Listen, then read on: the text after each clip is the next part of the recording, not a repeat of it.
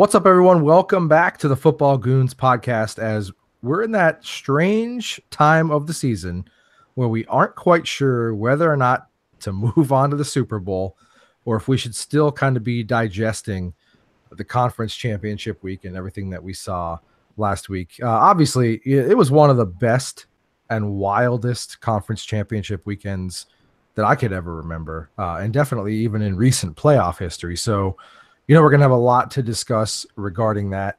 And we're going to get into the recaps of the game. And we're going to look ahead to the Super Bowl just a bit as well. We don't want to get too far into the game because we do have 2 weeks. A lot can happen. We have the whole, media circus to get through as well. So I guess my opening question for you is very simple. It's not anything like super stressful. Now that we know who's playing in the game, on a level from like 1 to 10, where's your excitement level based on this matchup that we got? I think it's pretty cool. I mean, it definitely. As far as I'm going with the narrative of the old heads versus the young up and coming team, and I certainly don't think most people view Goff as the next great quarterback. That probably happened last week with Brady versus Mahomes, but at the same time, in terms of what a Super Bowl could be, I mean, it's pretty neat to see if number one pick Jared Goff can kind of take his team to the promised land, or are we going to see Tom Brady lift it for the 6th time, now that he's playing in his 40s? Like, that's a pretty cool narrative. I think it's there's going to be a lot of fun players. Brady's getting all the press, and maybe rightfully so. I'm most excited, I mean, call it as a Georgia fan or whatever, but Todd Gurley versus Sony Michel is pumping me up. I mean, Gurley, let's see what happens with him. Something's wrong. On the other side, Michel can't play any better. He's got 5 touchdowns already this postseason. So I'm excited about, as a fantasy fan, just kind of all the skill position players out there. Great receivers on both sides. We'll see if Gronk kind of has one more great game in him. And then really the torch passing, could it be Belichick for Sean McVay? I'll pump that up for everybody in the world who wants to talk about Sean McVay. So I'm pretty excited about the game. Yeah, I'm sad that my team's not in it this year, but maybe more excited for the game than I was last year because I'm not nervous. Right. I'm zero excited. Zero. Come on. 0%. Like, my heart was ripped out of my chest again yesterday for the 9th time because I got to watch Tom Brady play in a 9th Super Bowl. 9. In all fairness, 9. Don't act like you hated him in 2001. All right, so one time before I knew, and I don't like admitting that out loud. It was cute back then. It's like, look at the Patriots. Look at the Patriots. This is a team that never wins anything. They got a 6th-round quarterback that nobody's ever heard of. And at the time, and I still believe this. Like, I like to see new teams, which is, besides my hatred of the Patriots, why I'm going to root for the Rams. But I like new teams. So coming off that Warner, Falk, Isaac Bruce, team that dominated the 2 years before that, I was like, all right, I'll root for Brady. But now this is enough. The 8 subsequent times after that, it was a great weekend of games. I mean, I'm really intrigued by this whole Roger Goodell could call for a do-over thing. I don't think he will, but I can't. But just the thought that people are talking about it has got me feeling a certain kind of way. But no, we had 2 great games, 2 overtime games, exactly what you would hope for in the playoffs.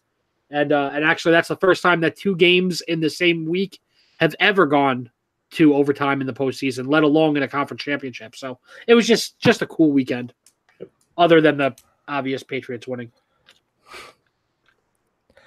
I'm at a 7 right now because I just can't get past the craziness of yesterday yet. So I don't think it's really come into my mind to really think too much about the actual game that we're going to see. I hate the 2-week thing. It's worse when your team is in it because you just die for 2 weeks. But I don't know. The 2-week thing is just such a long time to let everything marinate. So I'm around a 7 right now. Yeah, probably a solid 5. Because I don't really care about the game. I said from the beginning of the season Rams will be there. Obviously, I said the Chargers, and they fell short on me. But it's Patriots again. Same thing. Like I'm sick of it. But at the same time, I think it's going to be a good game. Like it's two teams that sometimes their defense looks brilliant, and then sometimes their defenses give up 60. So that's what I'm hoping for. I'm hoping for a solid like 60 to 63 game, and I'm hoping I get some good food. That's really priority number one. Yeah. All right, let's look back at the week that was here. We'll start with that Rams at Saints game here, and I feel like this is like the ultimate can of worms here, and I'm kind of hoping that we have some different approaches to the answer on this one, but I am fully expecting to get the typical answer. What was your biggest storyline coming out of the Rams and Saints game? I'll jump in first because I have a different one for you. Good. I'm not going status quo. The Rams completely controlled Mark Ingram and Alvin Kamara. Completely. I mean, Kamara got out. He had okay receiving numbers if you look at it at the end of the game, but the vast majority of that, I think he had 4 catches on their second drive. So outside of one drive, one of the most explosive players in the entire league was completely shut down, under 20 rushing yards. And then Mark Ingram certainly wasn't anything special. So for a team in the Saints that, you think Saints, you think Drew Brees, you think explosive offense, the last 2 years, how many times have we rehashed it here, even just on this pod? That's been driven by the success of the running game, the line just moving guys out of the way. Ndamukong Suh had a great game. Aaron Donald obviously had a great game because that's what he does. But even guys like Michael Brockers had an awesome game for the Rams. So I was really impressed with the Rams' run defense, kind of making the Saints a little bit more one-dimensional than they would want to be. Not that they threw the ball 80% of the game, but as far as their successful plays, it was one-dimensional. They had to throw to have success. So I kind of thought that was the big storyline, that the Rams took care of that. And then on the other side, the Saints didn't. You got jack squat out of Todd Gurley and you still won if you're the Rams. So yeah, I kind of thought it's tale as old as time, and I know South smile ear from ear on this one. Control the line of scrimmage, man. I mean, pay the quarterbacks all the money in the world. Enjoy the heck out of fantasy football with receivers and running back. Teams in January that have the best line play win the games. Yeah, on both sides of the ball. To kind of combat what you were saying, I mean, the thing that surprises me is how quickly they went away from it, I guess, is the way I would word that. Because no, they weren't, hitting them for big chunks, which, that they are explosive and you expect them to kind of do that. But for those two that have only, I think, 17 carries for the whole game combined between the two of them, it wasn't the game was never a blowout. Not one team wasn't running away with it. Like, they just abandoned that idea so quickly, and maybe it was because of how good that front four was playing. But to just kind of ignore it in the second half, it is almost like it just doesn't make any sense to me. Like, they've been your home run guys and everything you do all year long. Like, you've for 2 years, really, you've rode that train, and then to abandon it in the biggest game of the year was kind of shocking.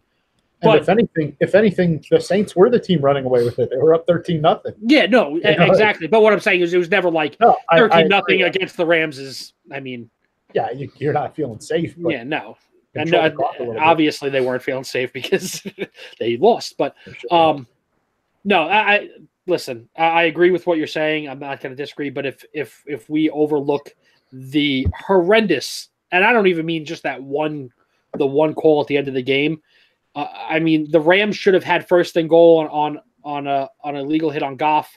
Face mask, yep. Yeah, a face mask on Goff. The previous drive, which would have put them in the end zone instead of a field goal tie. So there's just so many things, that were affected by poor officiating this weekend. The whole playoffs, but this weekend in particular, that game in particular, it's inexcusable. Like, we're not, I say we're paying good money, but like, people are paying good money to go to these games. We're paying good money for cable to have the rights to watch these games, and to have them decided on terrible calls like that is really frustrating. Well, it was actually streamed for free on the NFL app, but yeah, but you got to pay for the service that. No, I'm just messing around. I think the obvious answer is the penalties and whatever, and I'm sure we'll talk enough about it. But like, The biggest glaring thing to me was the second week in a row that a fake punt completely turns a game around. Like, we're not playing in an era anymore where like fourth down is a given punt. It doesn't matter where the ball is. Like, that ball was on the 30 or somewhere right around the 30. Last week the Saints were pinned in their own territory.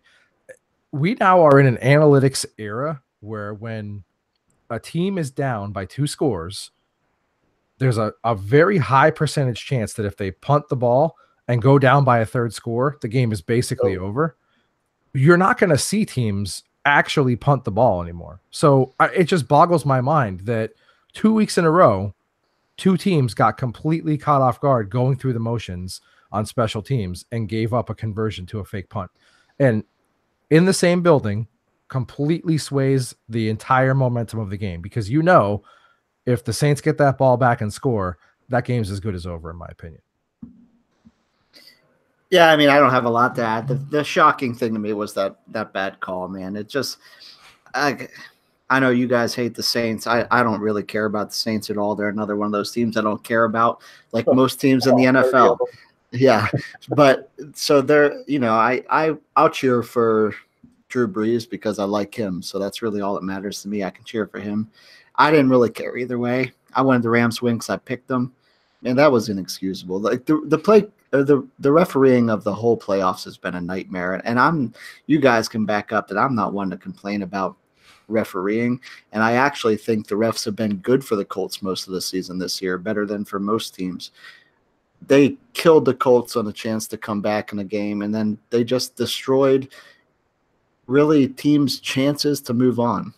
Now there were bad calls in every single game, but there have been some pivotal moments throughout the whole playoffs that refs have really cost teams.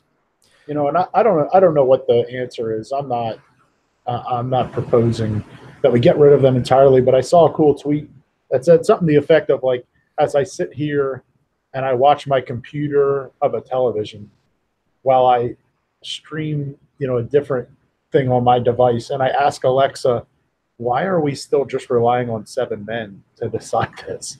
Like, right. I don't know what the answer is, but can't we involve technology in some of this somehow? More. More, right. Like, you can't obviously have just guys. I mean, maybe you can have guys up in the box just watching for penalties and buzz down when they see one. I mean, I don't know what the answer is to all that stuff, but it's just too much human error in an era where human error kind of doesn't have to be a thing anymore. Sorry, my issue on that is that it's not 7 men deciding it. It's usually, 1 or 2. And where I think that they could have really benefited was they spent all that time after the play, kind of gathering on it. Somebody of those 7 guys had to come forward and say, listen, that's atrocious. Like, we've got to call that. The one dude was standing this close to it, watching, looking right at them the entire time. Right, and then the one guy said that apparently he thought the ball was tipped. So I'm going to give whoever had his back to the play the benefit of the doubt on that, because you don't really know, I guess. But like, there's 7 guys, get together and talk about it and make it right. And worst case, it was a head-to-head hit. Like, if you want to say even. It was it might have been an uncatchable pass. Like, if you want to consider, there were 2 fouls on that play. Both on the same guy. It was too far ahead. He's not catching it. That's a defenseless player. This got destroyed. They're not going to be the first or last team to be screwed, but it's tough to swallow, man. I don't understand, like, the logic in all of this. Like, and it's not just football that does this; it's all sports. Like, you can challenge anything except, like, the opinion of a referee or umpire. Like, you know what I mean? Like, you can challenge whether it's a catch or not. You can challenge whether the ball went over the fence or not, or through the goalposts or whatnot. But you can't challenge whether or not an umpire holds a strike, or a referee misses or doesn't miss a pass interference call, or like in the Chiefs Pats game, like that myth of a roughing the passer on Tom Brady helmet. Like, there's just so many things that, like, you're just not allowed to question the referee or the umpire. We can question everything else and every other aspect of the game. You just can't question that. It just doesn't make sense. Yeah. And we should probably keep going on the conversation on stuff. But like the last thing that I heard that drove me nuts was somebody was out there saying, well, Tommy Lee Lewis is not going to get that call on the helmet to helmet just because who he is. But it doesn't matter if that's Jerry Lee Lewis, Tommy Lee Jones. I don't care who that is. That guy got straight up jacked in the face, led with his helmet. You got to make that call. You just have to. Yeah. All right. So Patriots at Chiefs. What was the biggest storyline coming out of this game for you guys? Tom wins again, man. I don't know. Like, I don't want to beat a dead horse with it, but it's just amazing to me. And I'm not going to jump on his bandwagon if everybody thinks we suck. No, we don't, Tom. Like, nobody thinks the Patriots are terrible. But what we do think, and probably what he's alluding to, is how many years in a row has it been? Well, they're definitely not even close to the best roster. And now they weren't even home. Right. I mean, the guy is just a winner, man. He just is. So he gets it done. And whether or not it's his play or somebody else just picking it up, I think it kind of all boils down with him to everybody's afraid to let him down, and people elevate their games. And Belichick and the front office have done a great job with, I'll talk again about Sony Michel. Yeah, he's having an awesome postseason. Guess what? That's precedented because he did it last year for Georgia. He was untouchable against Oklahoma and Alabama. The guy's a postseason player. So, of course, we're going to bring him in because we're pretty sure we're going to be in the postseason. Right. Julian Edelman is a way better player in January than he is during the season. And he's a good player during the season, but he's uncoverable in January. I mean, to the point where I'm seeing tweets like, does he go to Canton solely because of how great he is in the postseason? Which, no, but that's just kind of what the Patriots have. They're not great players all the time, but man, they know how to get it done in January. And it all starts at the top of the quarterback, man. Yeah, but mine's kind of similar, so I'll jump in because mine is the fact that they did it again, but against probably the most dangerous team that they've faced since they had to go back and play Peyton on the road. They haven't played a team with this many offensive weapons or with this much of a – it's so hard to crown him already, but we just do it. Like a superstar quarterback in Mahomes. You know what I mean? Like Flacco's Flacco, you know what I mean? And all these other guys that they're playing, they're good quarterbacks, but they're not that like elite superstar level most recently. So the fact that they did it at this stage in the game with where they are in their careers and things against, again, the best competition since they had to go to Indy is the biggest story to me. And they weathered the storm. Like the most wrong I was all weekend was my whole point was if the Chiefs lose, it's because Patrick Mahomes comes up small on the big stage. Right. And I mean, yeah, his completion percentage not great. He was 16 for 31, but he threw for 295 yards and 3 touchdowns. Right. That's still MVP numbers. He played like Patrick Mahomes, and the Pats still got it done. Tyreek Hill had 1 catch. Like, you held Tyreek Hill in check. That's impossible. Yeah. That was a big catch, downfield wide open. But I don't know. It's impressive scheme. It's just impressive. I think what's impressive to me is obviously Tom is Tom, and we have this debate internally between the four of us all the time. So I'm not going to go too much into that. But I think what's impressive to me is that forget about like who shows up for the playoffs. That roster is not as talented as the other teams that they're facing, but they are prepared like no other team has ever been before. And I mean, it comes from maybe it comes from Bill and Tom together.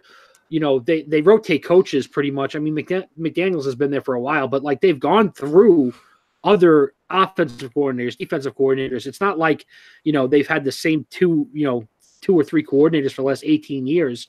They just scheme and prepare better than any team has ever in the history of probably the NFL. Like they are not better than the Chargers. They are not better than the Chiefs, and they are not better than the Rams. But I won't be surprised if they win again in 2 weeks. Yeah. Like they just prep better than everybody else. And part of that comes with filling your roster with players who are willing to do that. You don't hear the story of guys getting cut from New England because they weren't putting in the prep work. That's not to say guys don't disappoint there, but it's just not the dude they have on their roster.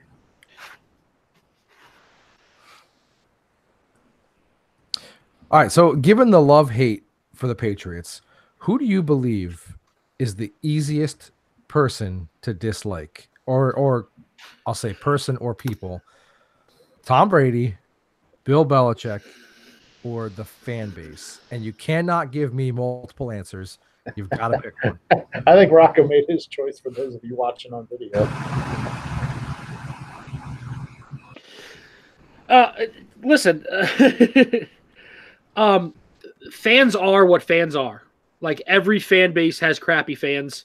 Every fan base has good fans. I'm sure that there are Patriot fans that have been Patriot fans since the days of Grogan and, Nance and, whatever.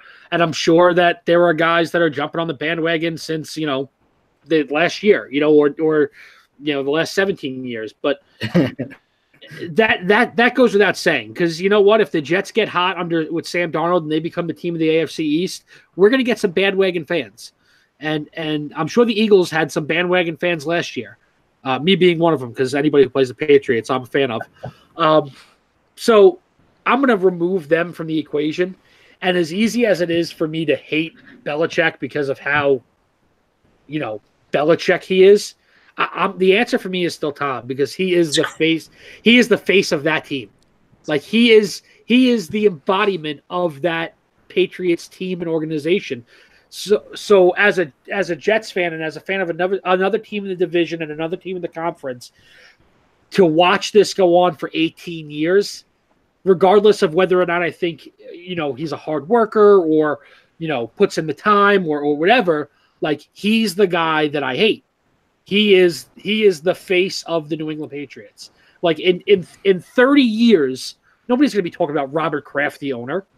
You know what I mean? And honestly, people will talk about Belichick, but I think it'll be an afterthought to how dominant Brady was. So because of that, it's got to be Brady. It's so crazy to me. I just don't understand. But to each their own. To me, it's the fans, and I'm usually not one to hate on fan bases because my team's fan base probably gets hated on the most. Still talking about hitting Santa Claus with snowballs from the 1960s. But it's a pure jealousy thing. As a fan of a passionate city, and I'm a fan of all their teams, I don't necessarily hate Patriots fans. I'm jealous and hate Boston fans. Like, not only do they have the Patriots, who are going for their 6th ring since we turned the century over, but like, Eagles get one. And then you got the Red Sox winning it like every 3 years. I don't know. And the Phillies got one. And I got to be ecstatic about that. And then like the Celtics winning titles in every decade ever, including recently they've won. And I'm sitting here only half paying attention to what you people are saying because the Sixers are on. And I wish that was my team's history. I don't really care about hockey. But if you did, the Bruins have won titles, the Flyers, not since the 70s. So it's a jealousy thing, and I hate the Boston fan. And it all boils down to there's that one kid that's like 14 or whatever, and he has the pictures all over the internet, and he has the poster of like, oh, since I've been born, here's my titles, and it's like 4 Red Sox pictures and 5 Patriots logos, 3 Celtics, and I'm like, man, screw you, kid. Like, I'm 35 and I've had 2, and Rocco's pissed off at me for having 2. I'm 35 years old and I have 0. Unless I'm allowed to count the Mets from '86 when I was 2 years old. I have 0. If I were you, I would. It's Bill, and it's not close for me. Like, yeah, the fans are what they are. I happen to be a Red Sox fan, so I kind of have it in with them anyways, even though I've always hated the Patriots. Tom Brady, like, I hated him forever. And I still hate, maybe more than anything, I hate it more than Bill Belichick's smug attitude. I hate when Tom Brady loses and he runs off the field without saying hi to anybody. Man, I hate that. But we don't see it very much because he, like, never loses. So I get mad, like, once every 10 years about that. I hate Bill Belichick, man. Like, there's nothing likable about the guy. He has no redeeming factors. No. And I say that as a pretty good person. Like, he just has 0. Like, for everything from him cutting off the sleeves in his sweatshirt, that makes me want to stab him. Would it make me want to stab a normal person? Maybe. Him more than anybody to like just how disrespectful he is to the media. Man, the media is why you make $1 trillion a year. Suck it up and talk to these guys that are just trying to do their job, man. And to his bad attitude on the sidelines, like I told you guys yesterday when he ran up to that ref with his stupid Microsoft Surface and holding it up in his face. I didn't see him running up to him when Tom Brady got that penalty that kept them in the freaking game. I didn't see him running up to the ref saying, hey, I just want to make sure you saw this on my tablet here, that this wasn't actually a penalty. Like, there's nothing good about that guy. Yeah, I mean, you kind of hit the nail on the head there. It's Belichick. He's just so smug. He's always miserable. Like, yeah, yesterday he smiled a little bit at the end of the game, and like after the Super Bowl, he smiles for about 7 minutes, and then he has to get on the podium. Not last year. Yeah, and to kind of defend like the Brady argument, I have heard several times that he seeks out players like privately to talk about them and congratulate them, which is fine, whatever. Take it like if you believe that, whatever. His reasoning is supposedly that he wants the moment to be about them and not about what the reaction was to Tom, the look, because immediately the cameras are to Tom. There's no way, because every single storyline is about him running off the field, and he has to know that, and he loves that limelight. But he almost always touches base with those players after. Like yesterday, he asked to meet up with Mahomes. Like the whole narrative which I love, but that was in a win. It's easy to do it in a win. Like, yeah. But even last year, the narrative was that he didn't shake Foles' hand. Well, he sought him out after the game. You know what I mean? Like they talked no way. Nick Foles went on the Tonight Show weeks later and said he has never talked to me, and he was just a jerk.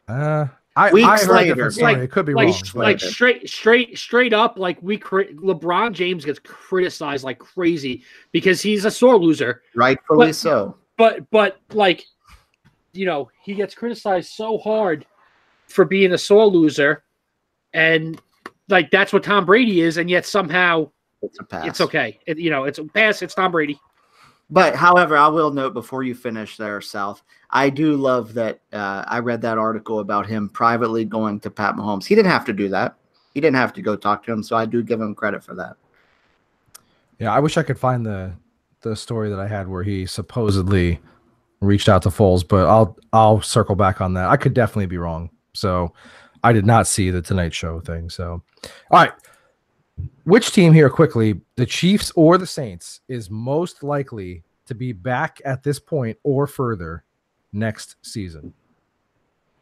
I'm going to go with the Chiefs, but it's close for me, and I think I'll just pare it down to I think the NFC is a deeper conference. I think what the AFC showed us this year is that the top is really good, and that top definitely includes the Chiefs, includes the Patriots. I think it includes the Chargers. One of those teams in the AFC South, I'm not sure which one I think it'll be, but when you go over the NFC side of things, I fully expect Philly and Dallas to be back. I think Green Bay should be back. Minnesota is going to be good. Chicago should be good. Carolina, Atlanta should be back in things. The Rams are definitely going to be back. We expect San Francisco to be good. So first, not so much that I think the NFC as a whole is better, and I'll definitely pick an NFC champ. I just think it's deeper with teams in contention. So the Saints could trip up.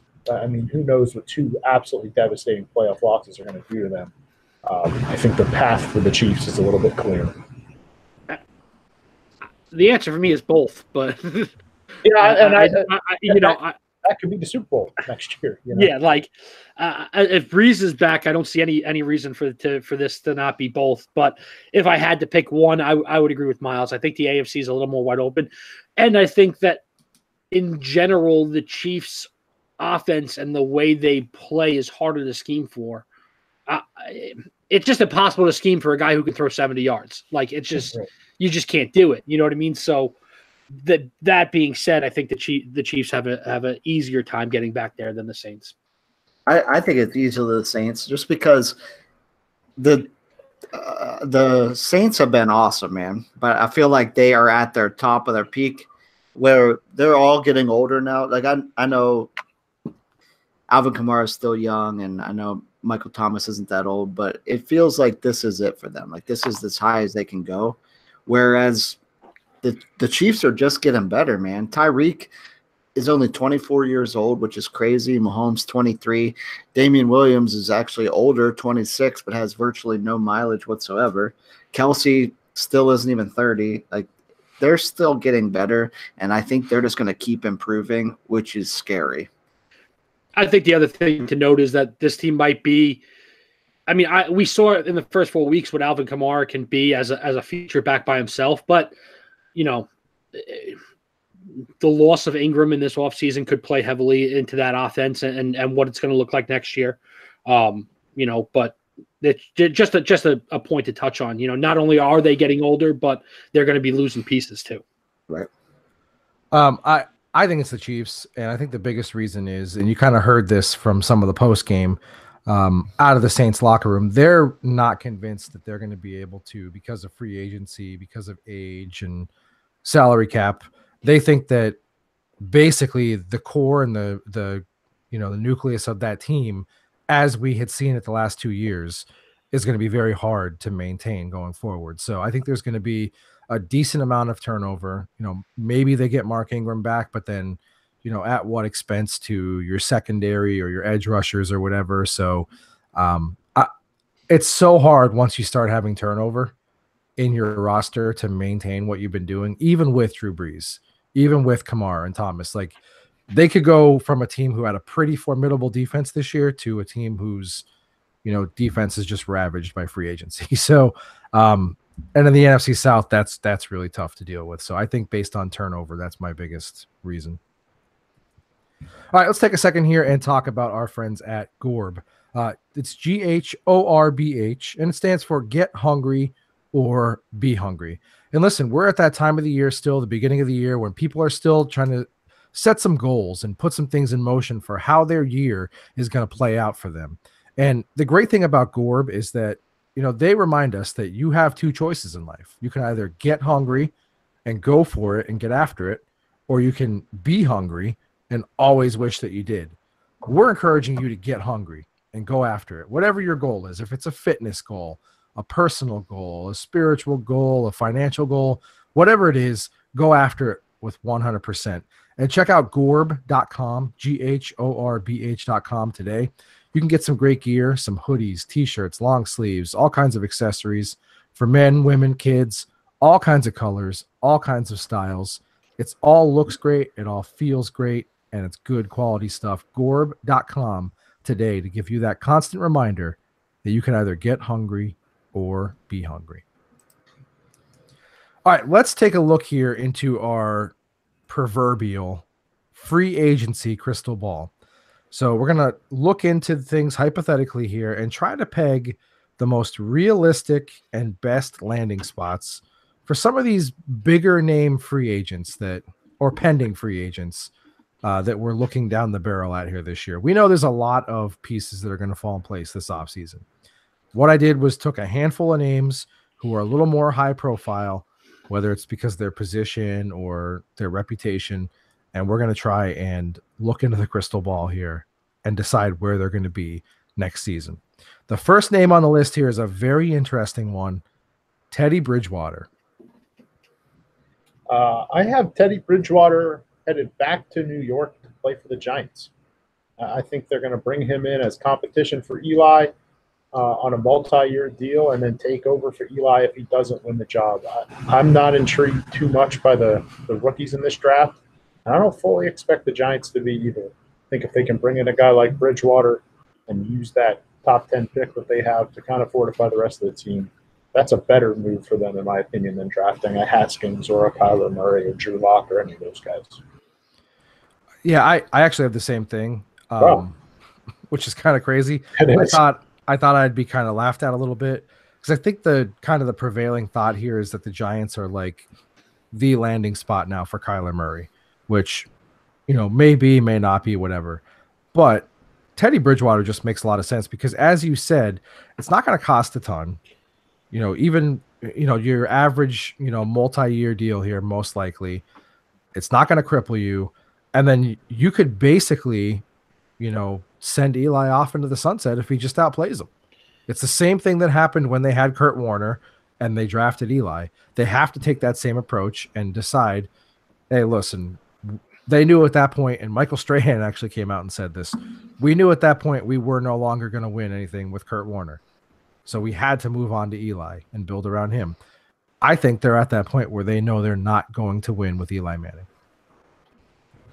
I don't see that, just because I think they're too loyal. They're loyal to a fault at this point. I don't think they're going to bring in a guy. I think they'll bring in a rookie who they can develop and have Eli start for another year or two. I don't think they'll bring in somebody with who's going to give him immediate competition. And Teddy Bridgewater at this point is probably better than Eli Manning. I think Bridgewater is going to go to a place where, excuse me, he's going to have the opportunity to be the starter pretty much from day one, and I think that's Jacksonville. I think they're a team that is going to move on from the Blake Bortles era. He's basically the biggest thing holding them back, and that defense is championship caliber when they're playing to their potential and not taking plays off. And the best way to have them happy is to get a fresh start in their quarterback and a leader that they can rally around. I think Bridgewater's that guy. Yeah, I was torn actually between the Jaguars, and the team I landed on was the Redskins. And we're going to talk about Foles and Flacco here in a second, but the good news for other teams are when they look at Bridgewater here, he's essentially free, man.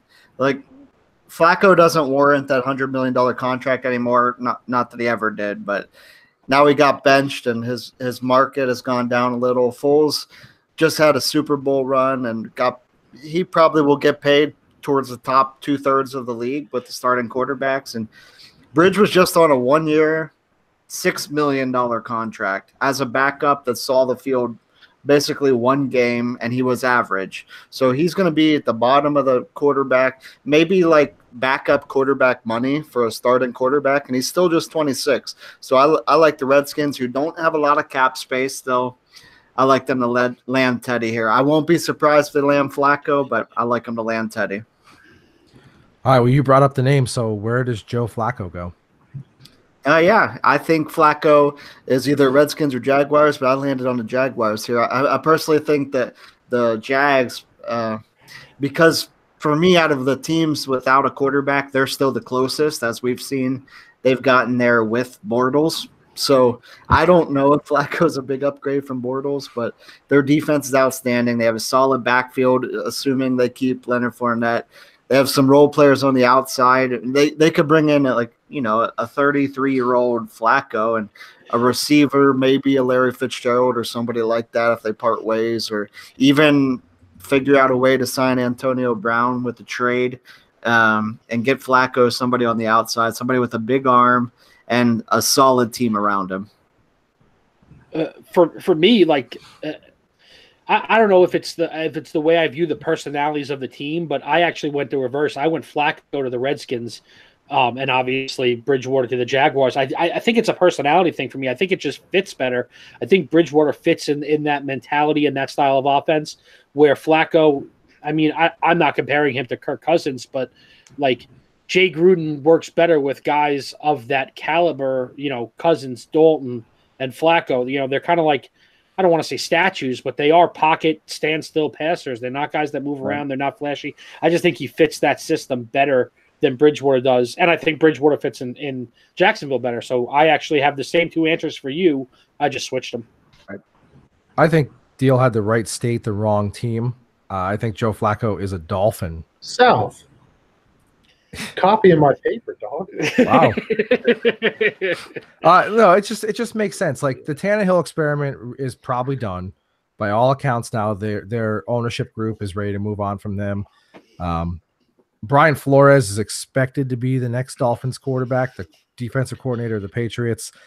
I don't think that he, as he's coming into a new team, is looking to take on the added role of a brand new rookie quarterback.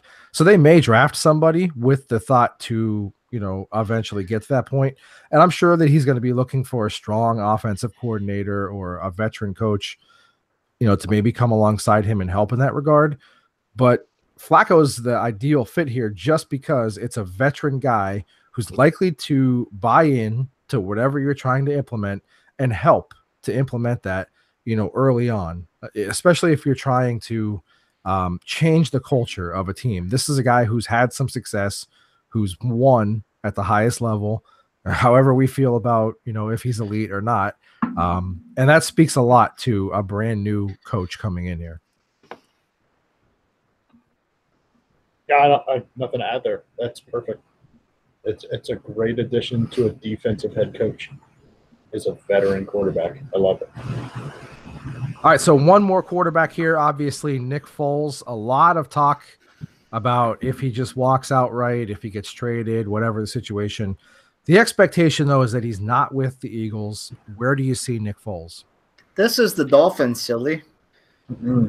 Yeah, I like Foles to the Dolphins. Eagles aren't going to send him to the Redskins. The Jags should want him, but I think the Dolphins are really in the driver's seat with this situation because the Jags are currently at minus $10 million in cap space for next year, which isn't a good space to be. So you can't be offering big money to a guy. Not that I think Nick Foles is a guy that pounds the table for more money, but the Dolphins have $14 million to spend next year, and I think this is a case of who thinks they can get a younger Nick Foles and who just won the Super Bowl and had an MVP and just had another great run versus a more experienced Flacco, who's flashed brilliance at one point, but it's been a long time ago, and you could probably get him cheaper now. But I like the Dolphins here to get Foles. I'm going with, I mentioned this the other day, a little bit of an underrated one. I think he goes to the Cincinnati Bengals. They can get out from under that Andy Dalton contract, no doubt about it, with some ease. And I think they want to. And if they don't, they should want to. Andy Dalton's an okay quarterback, but I think it's time to move on in Cincinnati. And then they do have that connection with him, with all reports saying they're going to be hiring Zach Taylor, the Rams quarterback coach, to be their head coach. Well, Zach Taylor's older brother, Press Taylor, is the Eagles quarterback coach. So they're going to have some insight. I wouldn't be surprised if Taylor wants to bring in his brother to be on his staff. So then not only do you have the insight, but you have the connection that they know how to work together really well. So I do like Foles to go to Cincinnati. They're too late in the draft to get an impact quarterback in this draft for sure. I mean, I just kind of said I don't really love the quarterback crop to begin with. You don't even get the Haskins, maybe not even the Murray. So I like Cincy to go the route of Nick Foles. I think Deal had, once again, the right state, wrong team. I think this is Jaguars. Come on, man. Look, all indications are that Jags owner Shaka Khan has the money. I don't think that's it. It's the same thing, right? Right. He's got the money. He wants to spend it, and he believes, and their front office believes, more importantly, Tom Coughlin, that their window is wide open because of this defense, because of the fact that they can run the ball, and they still like their outside weapons as well. They need to improve the offensive line, but they believe that they are a winning quarterback away from being a Super Bowl team. Whether that's true or not, we could debate until we're blue in the face, but because they believe it internally, you're going to have an available quarterback who won Super Bowl 52, was the MVP, took a team that was down and out and led them offensively this year, to another playoff run. I think that's super appealing for a team that has money to spend and wants to win now while their supposed window is wide open. I agreed with Deal here. I thought Nick Foles has a chance to go to Miami with excuse me, a new head coach. It's a fresh start for him. Something that is overlooked. He's not going to get starting quarterback money in terms of like what these other guys are getting paid. But Florida is one of those states that doesn't have to pay state income tax, so he makes more money by going to Florida over some of the other choices there. It fits your argument for Jacksonville too, Sal. So I won't say anything there, but I think that's definitely one of the thoughts there. I think a dark horse team though that I do want to bring up is the Broncos. I think that they kind of sold out last year for Case Keenum, and John Elway put on a good face to say that they were moving forward with Keenum and they thought they could win with him. Very quickly we found out that was not the case. I think they would move on from that if the opportunity presented itself. And Nick Foles, obviously not in a trade situation, because they don't have I don't think they have the pieces to do it. But definitely, if he becomes a free agent, I think Denver would look that way. Man, what a same story though. Like Nick Foles has been great, but what if he is a system quarterback just like Case Keenum was and goes to Denver and it's the same thing over again? It's a possibility. All right, picking up the pace here. Mark Ingram, now with the Saints, unrestricted free agent. Tons of cap money, guy that likes veterans. Dwayne Washington being the only running back on the roster. Mark Ingram's going to the Raiders. Well, I actually this is the guy that I think the Jets might land on. In terms of, I don't think they want flash. I think they want substance and consistency. I think that's just what Adam Gase looks for. He doesn't need, we talked about it earlier this week. He doesn't need a Le'Veon Bell. He's happy with, basically like a Mark Ingram and an Alvin Kamara type backfield where they're going to split time anyway. I just think he fits better than Crowell does in this offense. So I think Crowell will probably fall by the wayside. And with tons of money to throw, I think Mark Ingram's the guy that the Jets land on. Actually, I'm going back to the Saints. I think that he just wants to win at this point. I think he's comfortable with his role there. I think he loves being with Alvin Kamara, with Sean Payton, with Drew Brees. And I think he probably takes a little bit of a hometown discount to make it happen. I wouldn't be surprised at all to see him back there. I actually have him going to the Raiders as well, Miles. I Nice. think it's a good fit. Who knows if anybody wants to play for the Raiders at this point? Like it might take $1 billion to get him to go play there, but they might be willing to pay it because who knows what the Raiders do. But yeah, I think it just fits there. All right, so let's get one more in here. Another running back, Le'Veon Bell. I love this one for Le'Veon Bell. He just strikes me as a spiteful guy. And another team with a lot of cap room, they're losing the Gus bus. I'm going with Le'Veon Bell to the Baltimore Ravens. Imagine that zone read with Le'Veon Bell instead of Gus Edwards. I mean, they could run for 3,000 yards as a team next year. So I know he's mentioned he wants to go play in Indy. It just doesn't strike me as an Indy move. With Frank Reich having the stable of backs he has now, I think he knows he doesn't need a Le'Veon Bell.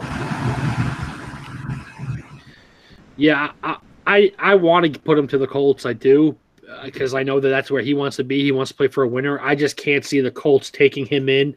And then you'd have to move at least Mac. If you keep Mac, it doesn't really make sense because the other two are more change of pace guys than Mac is. So, I mean, it's just too much that would have to happen for that.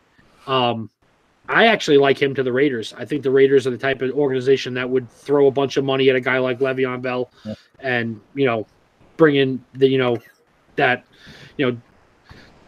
John Gruden's all about, running a 2002 offense. So, I could see him going after the running back very quickly. I actually think Bell goes to the Jets. They have the money. They're the market that fits him perfectly, and they need a running back. Yeah, I agree. It's Jets, all the above. Plus, look, you have to start investing in Sam Darnold even before you pay him. So you've got the horse in front of the cart. Now you got to load the wagon. So you got to give him the weapons. You got to find out if he can get it done. This is a pretty big addition to that wagon if they do it, and I think that they have the money to pull it off. So, all right, let's look ahead a little bit here. Just kind of take a little bit of a glimpse at the Super Bowl a little bit and some of the awards coming up this weekend or next weekend as well here. If Todd Gurley plays, quote, sorry again, or limited, whether he's injured, whatever the case is, do the Rams even stand a chance in this game? Yeah, I think they do if their defense has a good game. I mean, we just watched Gurley play sorry. I definitely don't think the Patriots are a better team than the Saints. No. And the Rams won in New Orleans instead of a neutral site. So it's still a dome. It's the same environment they just had, except friendlier. Because maybe like the 30 Rams fans will all travel out to the Super Bowl. I don't know. But it just can't be a worse atmosphere than they just played in without Gurley, and they were phenomenal. So I'm going to say yeah, they definitely stand a chance. I'm not sure who I'm picking yet, but I don't think him playing poorly or sitting counts them out by any means. Yeah, I agree with Miles. I mean, they have too many other weapons, and I mean, if C.J. Anderson plays the way he played against the Cowboys, then you don't need Todd Gurley to come out and play the same way. You know what I mean? So they have so many weapons and so many ways that they can beat you that I wouldn't be surprised if the Patriots kind of like scheme to say, okay, Gurley's not going to be the one to beat us. Okay, well, they can be beaten other ways. Yeah, I think so because the Saints are better at every single position except tight end than the Patriots are. So, and they just beat them. So why can't they beat the Patriots? I think this comes down to 100% scheme. So that's why I think that he can't play sorry again if they want to win. He's got to contribute because Belichick is going to do what he does in the passing game and decide who he wants to take out there. And then they'll let you run for 3 or 4 yards per carry. They tighten up on third down and they get off the field. What has really hurt the Patriots over this bit of a run that they've had, you go back to, Super Bowl 51 was the dynamic play out of the backfield from a Tevin Coleman. You go back to last year, Corey Coleman hurt them. Kareem Hunt has hurt them. You need that multi-purpose mismatch coming out of the backfield to really affect the Patriots' defensive scheme. Because, as I said, they'll let you run a little bit on first and second down, then they tighten up on third down and get off the field. When they can't do that is when you have that versatile back out of the backfield, and there's none better than Todd Gurley, and I think that he can absolutely shred them regardless of what they throw at them scheme-wise. All right, if the Patriots win, what major changes do you potentially see coming, if any, for the Pats? So we're talking about retirement, etc., whatever. Just Gronk for me. Yeah. I think Gronk's done regardless, win or lose. I think the win makes it a lock, but he just doesn't seem to care as much anymore. And he was definitely never a player that you questioned how into it he was. And I don't mean to say he's taking plays off or whatever. He's just not the dominant player he's been. And whether that's because his skills eroded, too many injuries, or it's his mentality, I think either way, he's gone. The rest, regardless, are coming back. Tom's not done. Bill's not leaving. Everybody else will be back. Yeah, I agree there. And I think, Gronk, I mean, they had to talk him back this year. By all accounts, he was going to be done after last year because he was so banged up and so over it and just tired of the Patriot way. And I don't think you're getting him back next year regardless. Yeah, I also said only Gronk and excuse me. I think Bill and Brady are both arrogant enough and rightfully so to keep playing. They don't strike me as the guys to just go out on top here. And to be fair, they're always on top. So they're arrogant enough to think that on top will be forever, and rightfully so. It seems like it will be. So why would they wait? Tom Brady said something very interesting that I don't remember hearing from him very often. And during the after the game press conference, like the first person he talked to, he was like, he looked in the camera. He said, "I just want to say I love you to my wife." And I'm wondering if there's not something going on like in the background where like he knows that like, after they win it this year, that he's just gonna pack it up. And I'm not saying that I'm calling that, but it's just odd. Like I've never heard him start a press conference that way. Or not a press conference, but like an interview that way. It was just kind of strange. So I'm hoping. Dude, they got in a fight, and that's like the superstar football equivalent of buying chocolates or buying flowers. Mentioned his wife in a press conference. I think he had a moment of clarity that he was going to his 9th Super Bowl, and his life's so good that that's the third best thing that happened to him behind his wife makes more money than he does, and his wife's Giselle. Well, is it in that order? I don't know what order.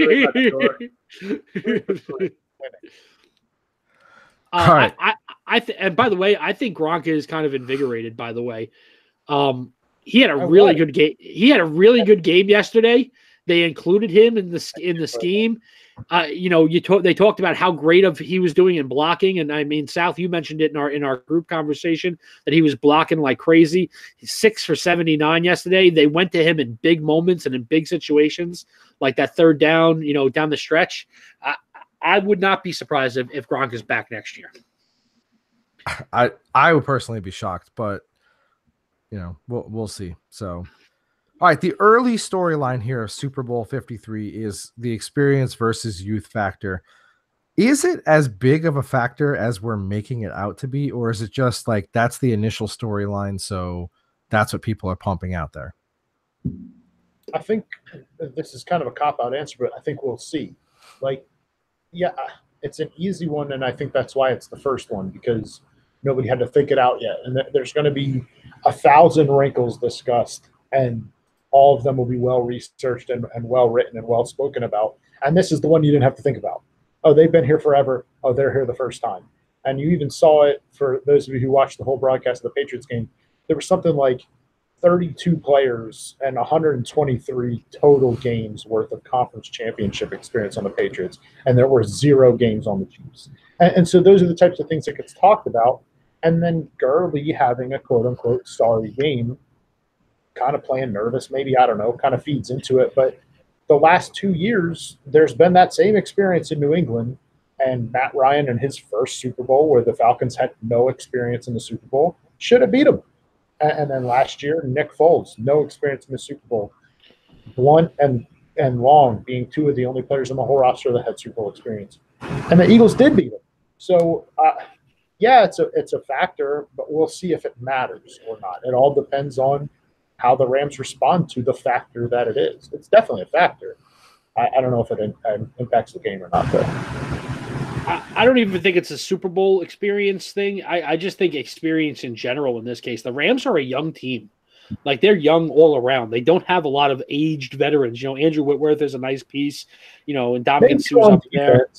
Their defense, Talib is up there. But, like, even Marcus Peters is a young guy. Sue is – Rocker has been around, but like Goff, Gurley, Cooks, Woods, these are young players, and it's not the Eagles, at least last year, were a veteran team with some young pieces, but they had a lot. The Falcons, we talked all the time about that defense being so youngry, but the offense was. But the offense was very experienced.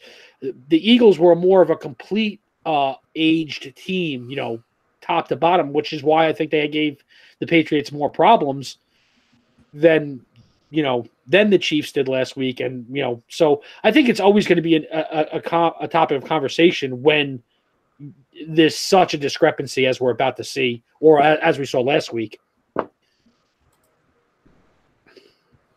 I don't actually think it's that big of a factor. And I know it's an early topic here, but it just feels like McVay's the kind of guy who doesn't really get fazed by a lot of that. Like, everybody wants to talk about, hey, the Patriots' first Super Bowl, he was, 16 years old. He was playing for this high school, whatever. Like, that's great. Like, if you're a great coach and a great schemer, it doesn't really affect you because you stick to what you do well. And he's got the benefit of, on the other side of the ball, he's got Wade Phillips. Like, he's got Fossil as, an experienced coach on special teams there.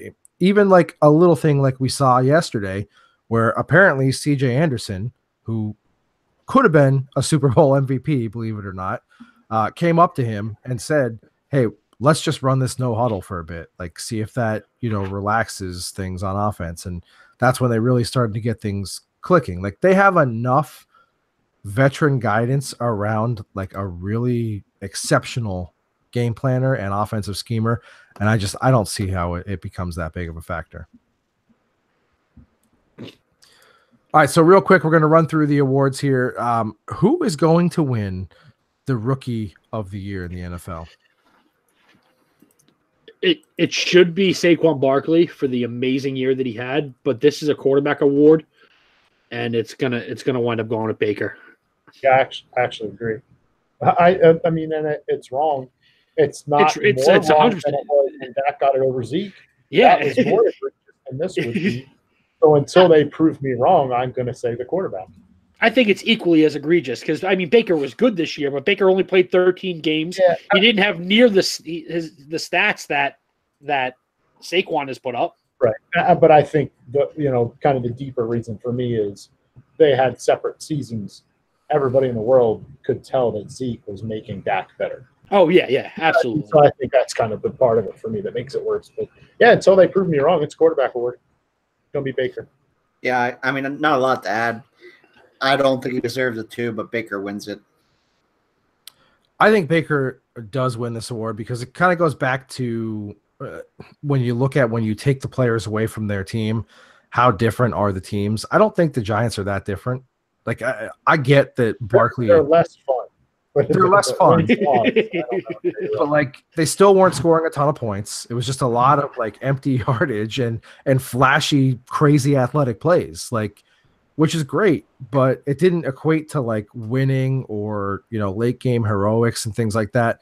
Baker Mayfield did. Like, we're looking at a guy who probably just turned around with the help of some of the coaching that franchise now. So I think that's where the voters are going to kind of lean in that direction.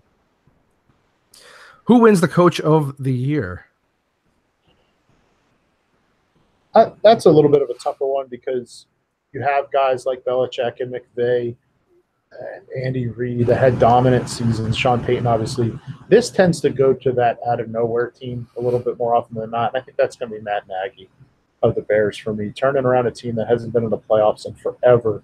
And ended up winning your division over, not some joke division. That was a team that went to the NFC Championship last year, a team that has Aaron Rodgers, and a team that plays in Detroit. I don't have anything nice to say about that. You probably eliminate that one, yeah.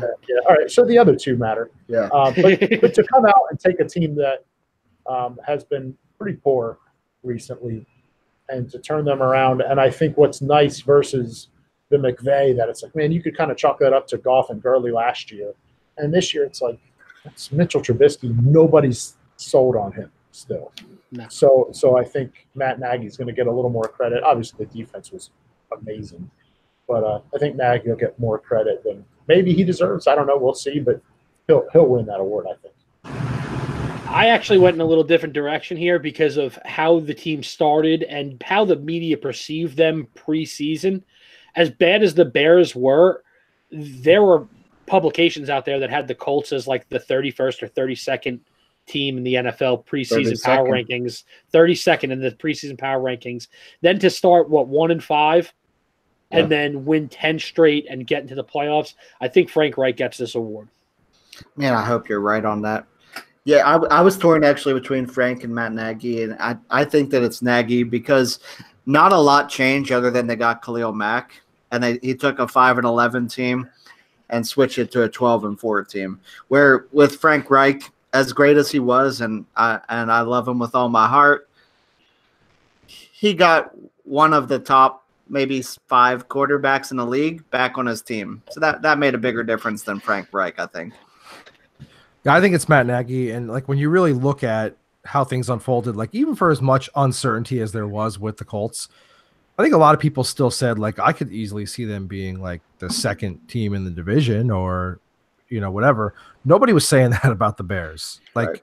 We just weren't. Like the Vikings were going to be in the NFC Championship game or better. The Packers were the Packers. The Lions were still like a borderline playoff team, and the Bears were an afterthought. And immediately right out of the gates, we saw that was not the case. So just the fact that he turned that thing around so fast is really what's most incredible. And really without an elite quarterback, I think that's the biggest swinging there for me.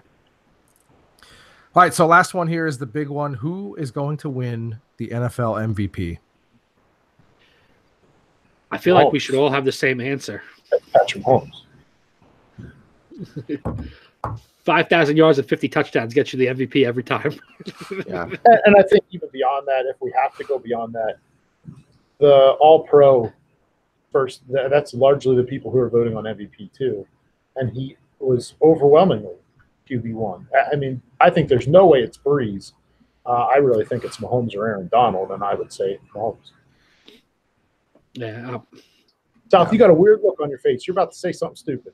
No, I'm Don't actually not say Mahomes, man. I'm actually in full agreement. Look, this is the kind of thing where like over the last couple of years, it feels like whatever the slam dunk answer is, like that's how it goes. So, we could. It should, man.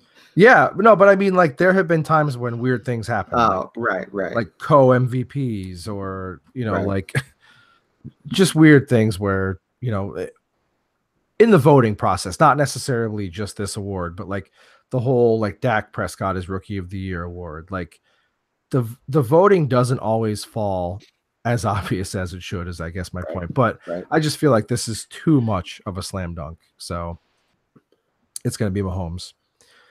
All right. Well, listen, that's going to do it for this week's edition of the show. We'll be back next week to preview Super Bowl 53 and look at some more fun stuff going on around the league as well.